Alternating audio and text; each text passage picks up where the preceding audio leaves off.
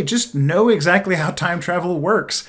Already very intimidating to me. I want to run a short campaign around Legend of Zelda Ocarina of Time Temple of Time mechanic. But instead of going back and forth as a kid versus an adult, the players will travel thousands of years between fantasy, Pathfinder setting, versus science fantasy, Starfinder eras.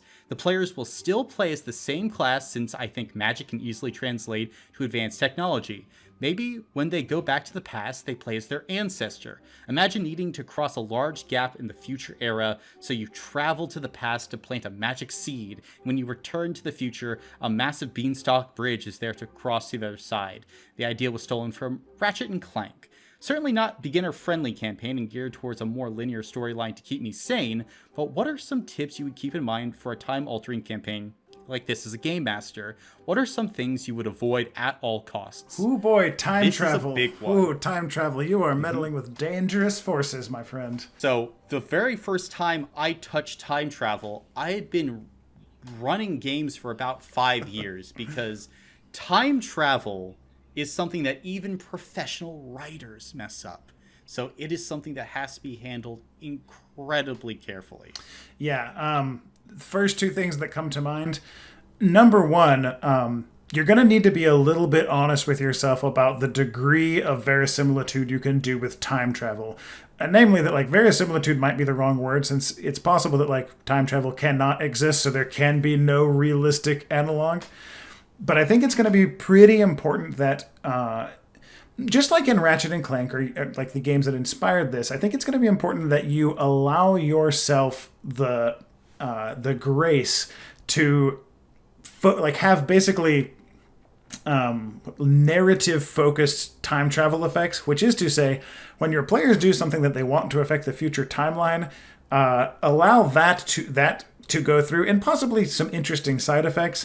But I would not worry yourself too much about tracking every possible thing they do and every possible ramification, because you just won't be able to. That just will be impossible. So I think it's going to be really important to give yourself that grace, and depending on what kind of players you have, you may need to communicate that to them as well, depending on what they're expecting here. Giving players grace, I think, is an important aspect in this, because we are the lens from which the players experience the world. And time travel in and of itself is incredibly finicky. In order to have a, I think, satisfying gameplay experience, adding in that leniency is almost a necessity. But I think a part of that as well is communicating how time travel works to the players. Yes. Like, one of the things that I worked on very heavily when I was running this time travel style of campaign was knowing exactly how time travel works. Because I think there's more than 12 different models of time travel. Is this time travel of creating an alternate timeline? Is this a time travel style where there are these core nexus events that can't be changed? Like, what happens if there's a paradox? Being able to at least have some surface level answer to all these questions, I think, helped me tremendously when I was first trying to unwind the time travel knowledge. Just the phrase, hey, just know exactly how time travel works, already very intimidating to me. Mm-hmm. Just know how time travel works. It's not easy. No problem. You are opening a huge can of worms, my friend. So just be aware of that and understand that this is a campaign where at any moment there can be shockwaves across everything that you've planned. So not being reliant on any one NPC or even any one place, I think, is very important.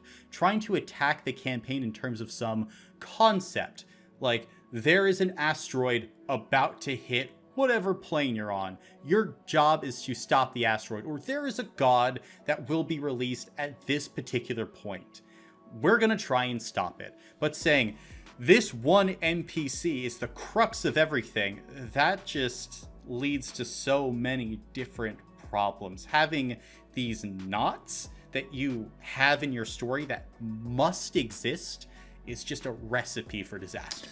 Yeah.